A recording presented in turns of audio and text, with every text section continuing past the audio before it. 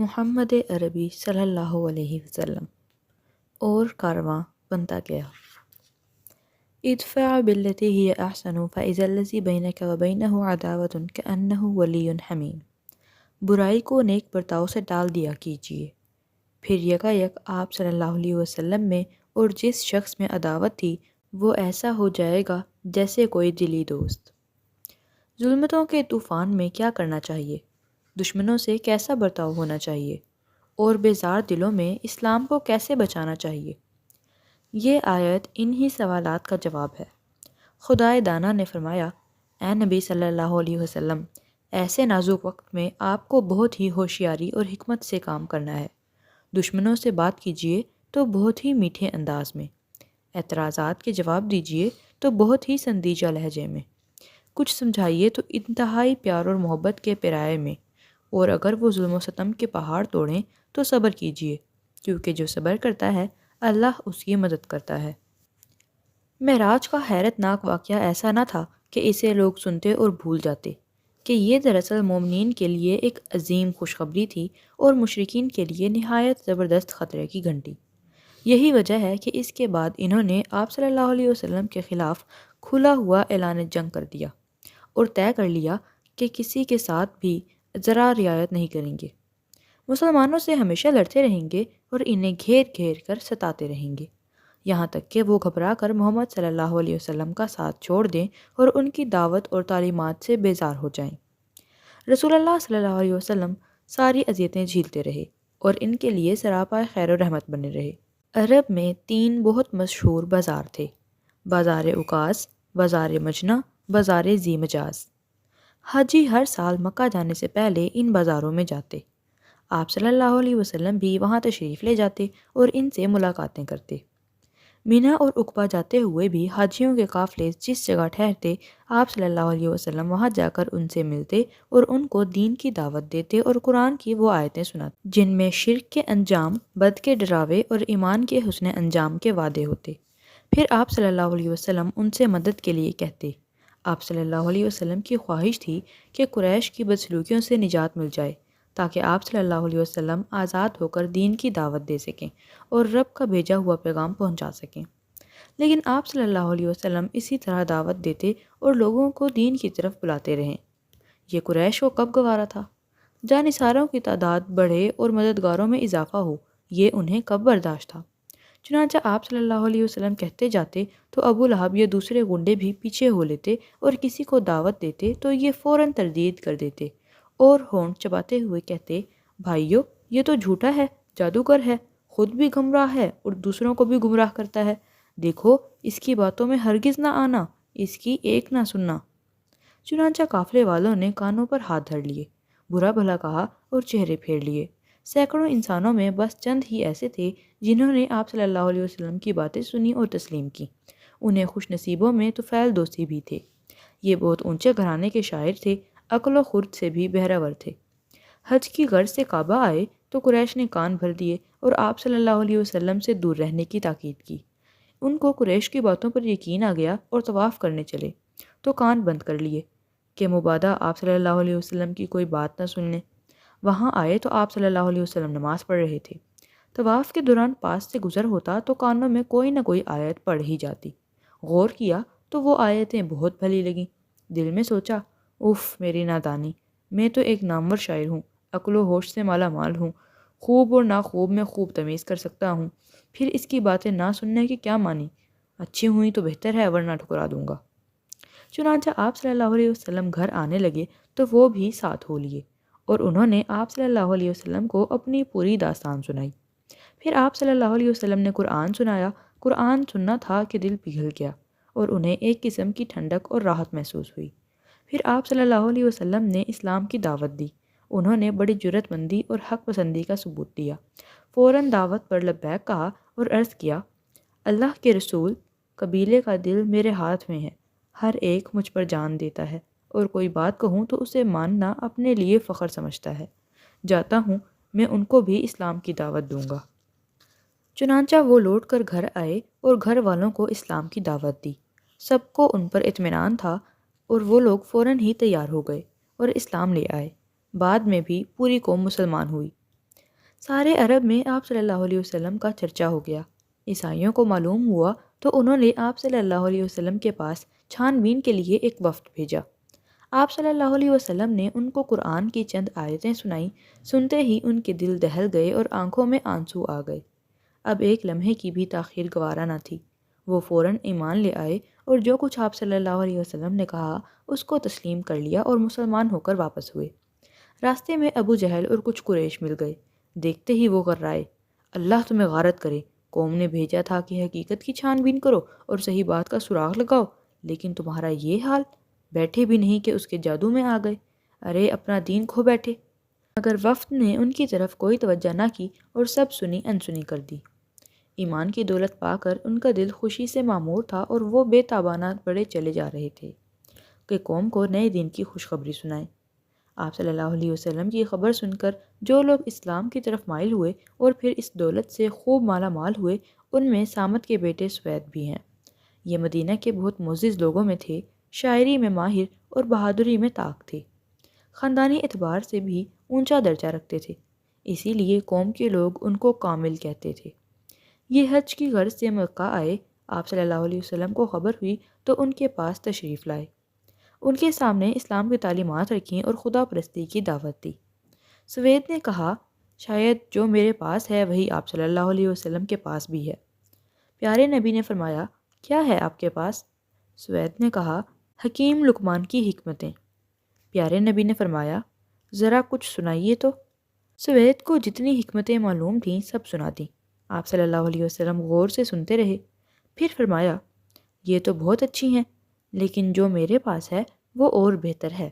میرے پاس قرآن ہے، خدا کی آخری کتاب جو سراپائے نور و ہدایت ہے۔ پھر آپ صلی اللہ علیہ وسلم نے ان کو قرآن سنایا اور نئے دین کی دعوت دی۔ سوید بہت متاثر ہوئے، بے اختیار ان کی زبان سے نکلا، یہ تو بہت عمدہ ہے۔ اس کے بعد سوید مدینہ لوٹ آئے۔ جو کچھ سنا تھا وہ ذہن میں محفوظ تھا، اسے وہ بار بار سوچتے رہے۔ پھر بعد میں قتل ہوئے تو مسلمان تھے۔ قصہ یہ ہوا کہ مدینہ میں یہود بھی آباد تھے، یہ لگانے بجھانے اور چالنے چلنے میں تو ماہر تھے۔ اسی کا کرشمہ تھا کہ اوس و خزرج باہم ایک دوسرے کے دشمن ہو گئے اور ان میں بہت زوروں کی خانہ جنگی ہوئی۔ سوید اسی میں کام آ گئے۔ مدینے سے آ کر جو لوگ اسلام لائے ان میں ایاس بھی ہیں۔ یہ معاذ کے بیٹے تھے اور ابھی کم سن تھے۔ اوس و خزرج میں جنگ تو چل ہی رہی تھی، ہر ایک کی کوشش تھی کہ عرب کے جتنے قبیلے مل سکیں ان کو وہ اپنا حلیف بنا لے اور اس طرح فریق مخالف پہ غالب آ جائے۔ چنانچہ اوس کے کچھ لوگ آئے کہ قریش کو اپنا حلیف بنائیں، انہی میں ایاس بھی تھے۔ آپ صلی اللہ علیہ وسلم کو خبر ہوئی تو ان کے پاس آئے اور اسلام کی دعوت دی، نیز قرآن کی کچھ آیتیں سنائیں۔ ایاس نے سنا تو بولے، میری قوم، خدا کی قسم، جس کے لیے آپ لوگ آئے ہیں اس سے یہ بہتر ہے۔ لیکن ان کی تو جنگ کی دھن تھی اور دن رات اسی فکر۔ قافلے کا سردار ابو الحسیس تھا، اس نے زمین سے کنکریاں اٹھائی اور ان کے منہ پر پھینک ماری، پھر بڑی لاپرواہی سے بولا، چپ بھی رہ، ہم کوئی اسی لیے تھوڑی آئے ہیں۔ لیکن ایاس اسی وقت اسلام لے آئے۔ پھر کچھ ہی دن گزرے کہ اوس و خزرج میں جنگ کے شعلے اٹھے۔ بہت سے قبیلوں میں آپ صلی اللہ علیہ وسلم خود گئے اور ان کو اسلام کی دعوت دی، نیز بڑی دل سوزی سے مدد کی درخواست کی، لیکن ان کے کانوں پر جوں تک نہ رینگی اور ہر ایک نے سنی انسنی کر دی۔ اس کی کئی وجوہات تھیں۔ کسی نے تو سوچا کہ ہمارا شہر ہر ایک کو عزیز ہے، اگر ہم نے محمد کا ساتھ دیا تو اندیشہ ہے کہ لوگوں کو ناگوار ہوگا اور پھر یہاں آنا دل پر بار ہوگا۔ قبیلہ ثقیف کے لیے یہی رکاوٹ تھی۔ طائف کی آب و ہوا بہت خوشگوار تھی، ہر ایک کو پسند تھی، چنانچہ گرمیاں آتیں تو وہاں رئیسوں کی چہل پہل ہوتی۔ ثقیف کو خطرہ تھا کہ اگر محمد کا ساتھ دیا تو وہ طائف کا طواف کرنا چھوڑ دیں گے۔ عرب کا مشہور بت لات بھی وہیں تھا، جو عام و خواص کی زیارت گاہ تھا، ایمان لانے سے اس کے لیے بھی خطرہ تھا۔ کچھ قبیلے ایسے بھی تھے جن کو سرداری کی ہوس تھی۔ قبیلہ بنو عامر کا یہی حال تھا۔ انہوں نے آپ صلی اللہ علیہ وسلم سے کہا، ہم ایمان تو لے آئیں گے لیکن آپ صلی اللہ علیہ وسلم کے بعد حکمران ہم ہوں گے۔ آپ صلی اللہ علیہ وسلم نے فرمایا، حکومت اور سرداری تو اللہ کے ہاتھ میں ہے، وہ جس کو چاہتا ہے اس سے نوازتا ہے۔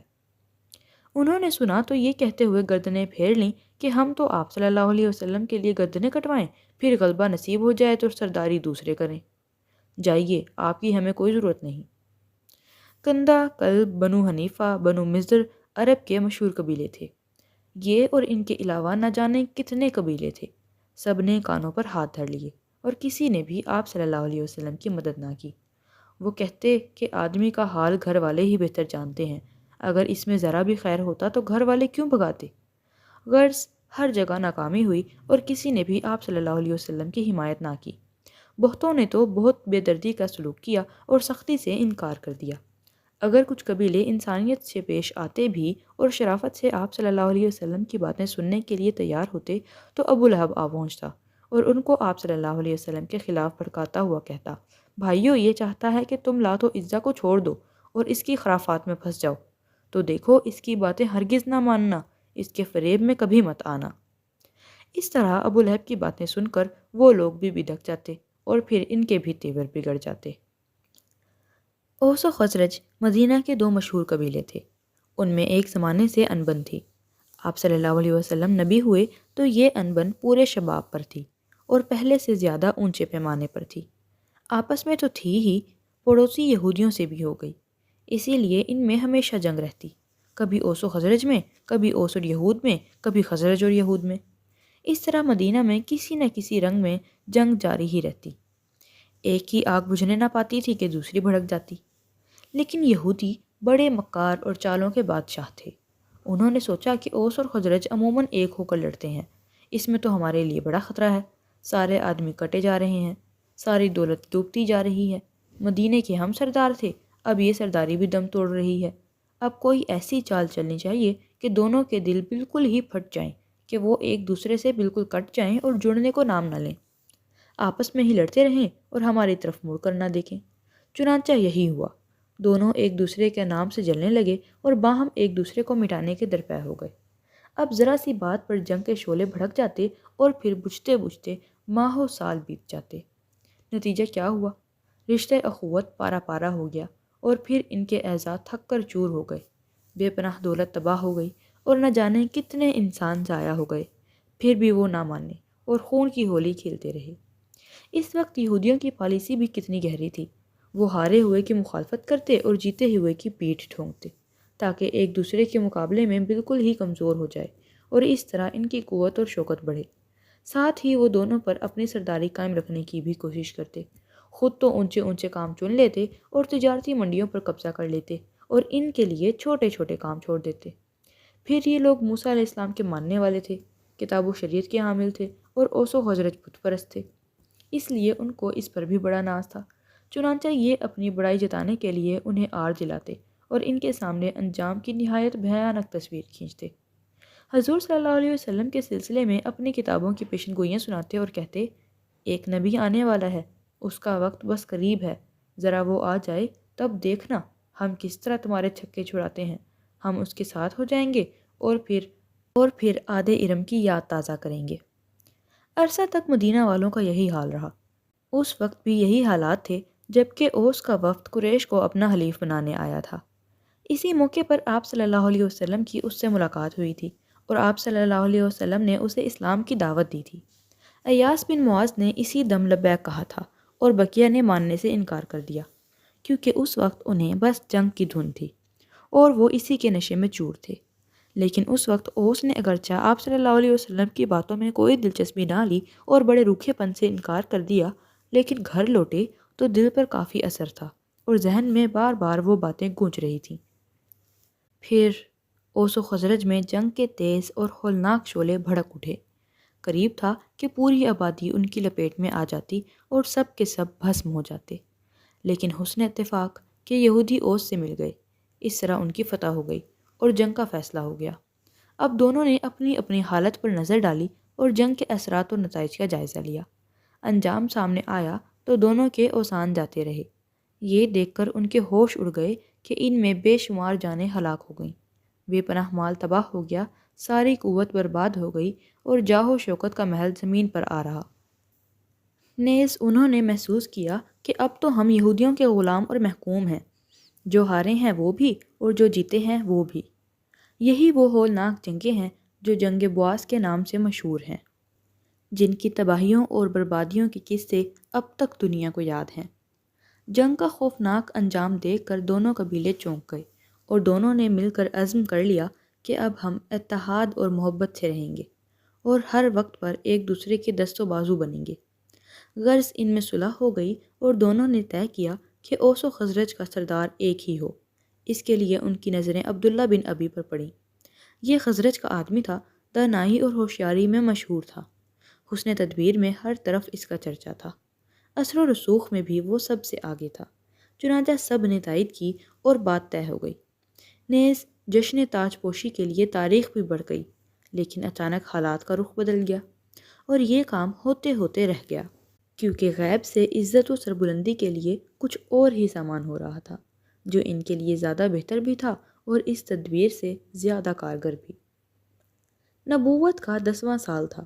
جنگ بعث کے بعد محترم مہینے آئے تو خزرج کے 6 آدمی حج کے ارادے سے نکلے۔ ساتھ میں قبیلہ بنو نجار کے بھی 2 آدمی تھے۔ یہ رشتے میں عبد المطلب کے ماموں تھے، وہی عبد المطلب جو پیارے نبی کے دادا تھے۔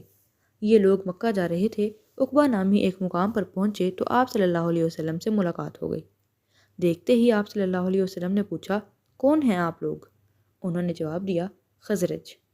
آپ صلی اللہ علیہ وسلم نے فرمایا، یہودیوں کے ہمسائے؟ انہوں نے کہا، ہاں۔ آپ صلی اللہ علیہ وسلم نے فرمایا، ذرا بیٹھیں گے نہیں، کچھ باتیں کریں؟ انہوں نے کہا، جی ہاں ضرور۔ چنانچہ وہ آپ صلی اللہ علیہ وسلم کے پاس بیٹھ گئے۔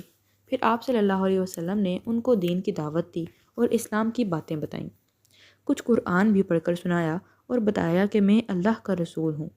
آپ صلی اللہ علیہ وسلم کی باتیں سن کر وہ بہت حیران ہوئے اور دل پر بڑا اثر ہوا۔ آپس میں انہوں نے کہا، خدا کی قسم یہ وہی نبی ہیں جن کی یہودی دھمکی دے رہے تھے۔ خدا کی قسم اب وہ ایمان میں ہم سے بازی نہ لے جائیں۔ چنانچہ اسی وقت وہ ایمان لے آئے اور جو کچھ آپ صلی اللہ علیہ وسلم نے فرمایا کانوں نے سنا اور دلوں نے محفوظ کر لیا۔ پھر انہوں نے عرض کیا، اللہ کے رسول، ہماری قوم میں جتنی بدی اور عداوت ہے کسی بھی قوم میں نہیں۔ ہو سکتا ہے کہ آپ اللہ کی برکت سے دلوں کو جوڑ دیں اور سب آپ صلی اللہ علیہ وسلم کے گرد اکٹھے ہو جائیں، کیونکہ آپ صلی اللہ علیہ وسلم سے زیادہ ہر دل عزیز تو کوئی اور ہو ہی نہیں سکتا۔ اسلام لا کر ان لوگوں نے خوشی خوشی حج کیا، پھر قوم کی طرف پلٹے کہ ان کو نئے نبی کی خوشخبری سنا دیں، وہی نبی جس کی آمد کی یہودیوں نے دھمکیاں دی تھیں۔ مگر وہاں پہنچے تو معلوم ہوا کہ اوس تو پہلے ہی یہ مسئلہ سن چکے ہیں۔ یہ بھی دیکھا کہ نہ جانے کتنے دل نئے دین کے لیے بےتاب ہیں اور نہ جانے کتنے سینے اس کو جگہ دینے کے لیے سراپا انتظار ہیں۔ دوسرے سال حج کے دن آئے تو اوس و خزرج کے 12 آدمی مکہ کے لیے گھر سے نکلے۔ عقبہ میں آپ سے ملاقات ہوئی اور وہیں پر ان لوگوں نے اسلام قبول کیا، بیعت کی اور عہد کیا کہ اب شرک نہیں کریں گے، چوری سے دور رہیں گے، اولاد کو قتل نہیں کریں گے اور کسی پر بہتان نہیں لگائیں گے۔ آپ صلی اللہ علیہ وسلم نے فرمایا، اگر اس عہد کو نبھانا ہے تو اللہ جنت دے گا، اور اگر ان میں سے کوئی برائی سرزد ہو گئی تو مولا کی مرضی پر ہوگا، چاہے گا تو معاف کر دے گا اور چاہے تو عذاب دے۔ یہی بیعت عقبہ اولا کے نام سے مشہور ہوئی اور یہ نبوت کے 11ویں سال ہوئی۔ پھر وہ لوگ مدینہ لوٹے تو آپ صلی اللہ علیہ وسلم نے مصعب بن عمیر کو بھی ساتھ کر دیا کہ وہ اہل مدینہ کو قرآن پڑھائیں اور انہیں دین کے احکام سنائیں۔ اس طرح مدینہ میں اسلام بہت تیزی سے پھیلا۔ لوگ پہلے ہی سے حق کے پیاسے تھے اور مدت سے اس کے لیے تڑپ رہے تھے۔ اسلام کو پا کر ان کی پیاس بجھی اور دل کو بے چینی دور ہوئی۔ اسی لیے حضرت مصعب کو اشاعت اسلام میں کوئی خاص زحمت نہ ہوئی۔ لوگ پروانہ وار دین پر ٹوٹ پڑ رہے تھے اور حضرت مصعب پورے جوش اور ولولے سے ان کو علم دین سکھا رہے تھے، یہاں تک کہ کچھ لوگ اندھی غیرت اور حمیت سے سرشار ہوتے اور اسلام کی طرف دیکھنا بھی عار سمجھتے، لیکن جوں ہی دین کی برکتیں دیکھتے اور قرآن کی چند آیتیں سنتے پتھر سے موم ہو جاتے، خود بھی اسلام میں آ جاتے، اوروں کو بھی اس کی دعوت دیتے۔ حضرت مصعب مدینہ والوں کو دین سکھاتے اور نمازیں پڑھاتے رہے، یہاں تک کہ گھر گھر دین کا چراغ روشن ہو گیا اور گلی گلی اسلام کا ڈنکا بجنے لگا۔ بس کچھ ہی بد نصیب تھے جو شرک پر اڑے رہے اور آبائی دین چھوڑنے پر تیار نہ ہوئے۔ اللہ اہل مدینہ کا بھلا کرے، ایک ہی سال میں وہاں کتنے مسلمان ہوئے کہ مکہ میں برسوں نہ ہوئے۔ انہوں نے محمد صلی اللہ علیہ وسلم کے نام کا جھنڈا لہرایا اور ہر طرف آپ صلی اللہ علیہ وسلم کا بول بالا ہو گیا۔ ٹھیک اس وقت جب کہ قوم آپ صلی اللہ علیہ وسلم کو مٹانے کے درپے تھی، اسی لیے کوئی حیرت کی بات نہیں اگر مسلمانوں کے دل اہل مدینہ کی محبت سے لبریز ہو جائیں۔ ان سے قریب ہونے کے لیے بےتاب ہو گئے اور ان تک پہنچنے کے لیے اس طرح تڑپنے لگے جیسے پنجرے میں ایک پرندہ۔ حضور صلی اللہ علیہ وسلم بھی اس سلسلے میں کافی فکر مند تھے، کیونکہ اب ایسے جانباز مل گئے تھے جو آپ صلی اللہ علیہ وسلم کا ساتھ دینے کے لیے تیار تھے۔ ایسے مددگار مل گئے تھے جو آپ صلی اللہ علیہ وسلم کی حمایت کے لیے سراپا انتظار تھے، اور ایسے انصار مل گئے تھے جو آپ صلی اللہ علیہ وسلم پر نثار ہونے کے لیے بے قرار تھے۔ پھر لگاتار ایسی خبریں آ رہی تھیں جو آپ صلی اللہ علیہ وسلم کے لیے انتہائی مسرت بخش تھیں، اور جو ایک نہایت حسین اور تابناک مستقبل کا پتہ دے رہی تھیں۔ مدینہ والوں نے دل و جان سے آپ صلی اللہ علیہ وسلم کی باتیں قبول کی تھیں، اور انہوں نے عزم کیا تھا کہ آپ صلی اللہ علیہ وسلم کی مدد کریں گے اور جان پر کھیل کر آپ صلی اللہ علیہ وسلم کی حفاظت کریں گے۔ چنانچہ ان کی شدید خواہش ہوئی کہ کسی طرح آپ صلی اللہ علیہ وسلم کی حمایت کا شرف انہیں حاصل ہو جائے۔ ایک روز آپس میں وہ بولے، رسول خدا مکہ میں پریشان ہیں، مدد کے لیے پکارتے ہیں لیکن کوئی نہیں سنتا، آخر یہ شرمناک منظر ہم کب تک دیکھتے رہیں گے؟ پھر انہوں نے طے کیا کہ اب کی بار حج کے دن آئیں تو مکہ جائیں گے اور رسول پاک صلی اللہ علیہ وسلم کو مدینہ بلائیں گے، نیز آپ صلی اللہ علیہ وسلم سے ہر طرح کی حفاظت اور مدد کا عہد کریں گے۔ حضرت مصعب بھی مکہ لوٹ گئے۔ اس طرح جو باتیں آپ صلی اللہ علیہ وسلم جاننا چاہتے تھے وہ سب ان سے جان گئے۔ پھر محترم مہینے آئے تو مدینہ سے بہت بڑا قافلہ حج کے لیے روانہ ہوا۔ قافلے میں مسلمان بھی تھے اور غیر مسلم بھی۔ مسلمانوں کی تو نیت تھی آپ صلی اللہ علیہ وسلم سے ملیں گے اور وفاداری اور جانثاری کا عہد کریں گے، مگر یہ ایک راز تھا جس سے مشرک ساتھی بالکل بے خبر تھے۔ نبوت کا 12واں سال تھا، کعبے میں ان کی آپ صلی اللہ علیہ وسلم سے ملاقات ہوئی اور وہیں پر عہد و بیت کے لیے مناسب جگہ بھی تجویز ہوئی۔ رات کا تہائی حصہ گزر گیا، ہر طرف اندھیرا چھا گیا، سارے ہنگامے خاموش ہو گئے، قریش نیند کے نشے میں مست ہو گئے، بیرونی حاجی بھی محو خواب ہو گئے۔ اس وقت مدینہ کے مسلمان چپکے سے اٹھے، ان میں 73 مرد تھے اور 2 عورتیں۔ یہ لوگ چھپ چھپا کر وہاں سے چل کھڑے ہوئے اور مکہ سے کچھ فاصلے پر عقبہ پہنچ گئے۔ وہاں وہ ٹیلوں اور چٹانوں کی آڑ میں دبک گئے اور آپ صلی اللہ علیہ وسلم کا انتظار کرنے لگے۔ کچھ دیر میں آپ صلی اللہ علیہ وسلم بھی آ گئے، ساتھ میں چچا عباس بھی تھے۔ یہ ابھی تک قومی دین پر ہی تھے، لیکن آپ صلی اللہ علیہ وسلم کے رازدار تھے، اسی لیے ان کی بھی خواہش ہوئی کہ اس اہم موقع پر موجود رہیں اور مدینہ والوں کے لیے کیا ارادے اور کیا عزائم اور حوصلے ہیں اس کا خوب اندازہ کر لیں۔ چنانچہ انہوں نے کارروائی کا آغاز کیا۔ بولے، گروہ خزرج، محمد صلی اللہ علیہ وسلم کا ہم میں جو مقام ہے اس سے تم سب واقف ہو۔ انہیں ہم نے دشمنوں سے بچایا اور ہمیشہ ڈٹ کر ان کی طرف سے مقابلہ کیا۔ سن لو، یہ وطن میں بالکل محفوظ ہیں، دشمنوں سے انہیں کوئی خطرہ نہیں، مگر یہ تمہارے ہی یہاں جانے کے لیے بےتاب اور تمہارے ہی پاس رہنے کے آرزو مند ہیں، تو اگر تم میں اپنے وعدوں کو وفا کرنے اور انہیں دشمنوں سے بچانے کا حوصلہ ہو تو ٹھیک ہے، خوشی سے لے جاؤ، لیکن کوئی پریشانی ہوئی تو ہم ذمہ دار نہیں ہوں گے، اور اگر بے وفائی کا خیال ہے تو بھائی ابھی سے چھوڑ دو، یہ یہاں عزت سے ہیں اور سارے اندیشوں سے محفوظ ہیں۔ چچا عباس تقریر سے فارغ ہوئے تو اہل مدینہ بولے، آپ کی باتیں ہم نے سن لیں، اللہ کے رسول اب آپ کچھ فرمائیے اور جس بات پر چاہیں ہم سے قسمیں لے لیں۔ آپ صلی اللہ علیہ وسلم نے قرآن پاک کی چند آیتیں پڑھیں، پھر فرمایا، جن چیزوں سے تم اپنے بال بچوں کو بچاتے ہو کیا مجھ کو بھی بچاؤ گے؟ میں بس اتنا ہی اطمینان چاہتا ہوں۔ اہل مدینہ میں ایک شخص برا تھا، یہ مارور کے بیٹے تھے اور قوم کے بہت بڑے سرداروں میں تھے۔ سارے لوگ ان کی عزت کرتے تھے۔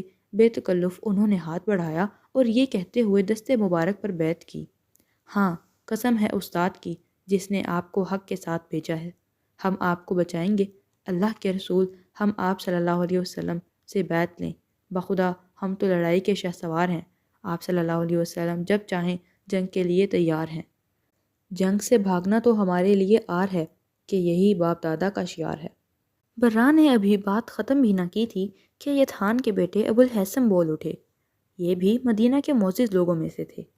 عرض کیا، اللہ کے رسول ہمارے یہود سے کافی پرانے تعلقات ہیں، بیعت کے بعد یہ تعلقات ٹوٹ جائیں گے، ایسا تو نہیں ہوگا کہ اللہ آپ صلی اللہ علیہ وسلم کو فتح عطا فرمائے تو آپ صلی اللہ علیہ وسلم ہم کو چھوڑ کر اپنی قوم میں لوٹ آئیں؟ یہ سن کر آپ صلی اللہ علیہ وسلم بے اختیار مسکرا پڑے۔ پھر فرمایا، نہیں، میرا خون تمہارا خون ہے، میری آبرو تمہاری آبرو ہے، میری امان تمہاری امان ہے، تم میرے اور میں تمہارا ہوں، جس کو تم معاف کرو گے اس کو میں بھی معاف کروں گا، جس سے تمہاری جنگ ہوگی اس سے میری بھی جنگ ہوگی، اور جس سے تمہاری صلح ہوگی اس سے میری بھی صلح ہوگی۔ اس کے بعد لوگ بیعت کے لیے بڑھنا ہی چاہتے تھے کہ ایک صاحب بول اٹھے، یہ عبادہ کے بیٹے عباس تھے۔ انہوں نے کہا، اوس و خزرج کے بھائیوں، تمہیں خبر بھی ہے کس بات پر بیعت کرنے جا رہے ہو؟ آوازیں، ہاں خوب معلوم ہے۔ سن لو، اس شخص پر بیعت کرنا ساری دنیا سے جنگ مول لینا ہے، تو اگر یہ خیال ہے کہ مال و دولت کو خطرہ ہو یا قوم کے سردار مارے گئے تو ساتھ چھوڑ دو گے تو بھائی ابھی سے چھوڑ دو، کیونکہ بعد میں چھوڑو گے تو نہ ہی دنیا کے رہو گے نہ آخرت کے، اور اگر مالی نقصان اٹھانے اور سرداروں کی ہلاکت پر صبر کر لینے کی ہمت ہے تب ضرور لے چلو، دنیا و آخرت دونوں میں بامراد ہوگے۔ سب ایک ساتھ بول اٹھے، مالی نقصان ہمیں گوارا ہے، سرداروں کا قتل ہونا بھی گوارا ہے، پر رسول خدا کو چھوڑنا گوارا نہیں ہے۔ اللہ کے رسول عہد پر قائم رہیں تو ہمارا کیا اجر ہوگا؟ ارشاد ہوا، جنت ملے گی، جنت۔ سب نے کہا، تو اپنا ہاتھ لائیے۔ آپ صلی اللہ علیہ وسلم نے ہاتھ بڑھا دیا اور سب نے باری باری بیعت کر لی۔ یہی بیعت ہے جو بیعت عقبہ ثانیہ کے نام سے مشہور ہوئی۔ ٹھیک اسی وقت یکایک ایک زور کی چیخ بلند ہوئی اور خاموشی کو چیرتی ہوئی ساری فضا میں پھیل گئی، قریش کے لوگوں، یہ اوس و خزرج تم سے جنگ کے منصوبے بنا رہے ہیں، دیکھو یہ محمد سے جان اثارے کی قسمیں کھا رہے ہیں۔ یہ آواز کیا تھی؟ دراصل ایک خطرے کی گھنٹی تھی، لیکن یہ بھی مسلمانوں کے عزم و حوصلے کو نہ ہلا سکی۔ فکر و تشویش تو درکنار، عبادہ کے بیٹے عباس کو اور جوش آ گیا۔ وہ بولے، اللہ کے رسول، قسم ہے اس ذات کی جس نے آپ کو حق کے ساتھ بھیجا ہے، اجازت ہو تو کل ہم اہل منا پر چڑھائی کر دیں؟ آپ صلی اللہ علیہ وسلم نے فرمایا، ہمیں اس کا حکم نہیں، جلدی سے تم سب اپنے اپنے خیموں میں چلے جاؤ۔ چنانچہ مسلمان فوراً اپنی اپنی خوابگاہوں پر پہنچ گئے اور آنکھیں بند کر کے سو رہے۔ صبح ہوئی تو قریش نے اہل مدینہ کے خیموں کا رخ کیا اور وہاں پہنچ کر انہیں سخت سست کہا۔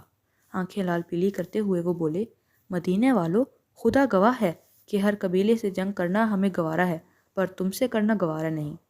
پھر تم یہ کیا منصوبے بنا رہے ہو؟ محمد کو اپنے یہاں کیوں لے جانا چاہتے ہو؟ کیوں ہمارے مقابلے میں تلواریں تولنا چاہتے ہو؟ مدینہ کے مشرکوں کو تو رات کی کارروائی معلوم نہ تھی، اس لیے سرداران قریش کی یہ باتیں سن کر وہ بہت چکرائے اور بڑی بڑی قسمیں کھانے لگے کہ محمد کی ہم سے تو کوئی بھی بات چیت نہیں ہوئی۔ مگر مسلمان اس بارے میں کچھ نہ بولے، البتہ وہ کوشش کرتے رہے کہ کسی طرح بات کا رخ بدل جائے اور دوسری چیز گفتگو پر چھا جائے۔ قریش نے یہ صورت دیکھی تو سخت حیران ہوئے کہ ماجرا کیا ہے۔ وہ لوٹ آئے، لیکن ذہن پریشان تھے۔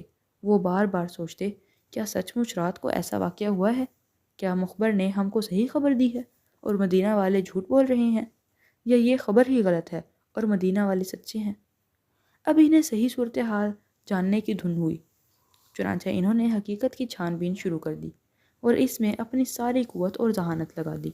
ادھر اہل مدینہ نے جھٹ ریخت سفر باندھا اور اپنے وطن کا رخ کیا کہ کہیں قریش کو پتہ چل گیا تو ان سے جان چھڑانا بھی دشوار ہو جائے گا۔ انصار کا اندازہ صحیح نکلا، قریش بہت جلد ساری بات جان گئے اور رات میں جو کچھ ہوا تھا سب خبر پا گئے۔ اب جیسے ان کے ہوش اڑ گئے، غصے سے وہ بکھلا گئے اور فوراً انصار کا پیچھا کیا کہ وہ ہاتھ سے نہ چلے جائیں، لیکن ناکامی ہوئی اور انصار کس طرح ہاتھ نہ آئے۔ البتہ ایک انصاری گر گئے، یہ عبادہ کے بیٹے سعد تھے۔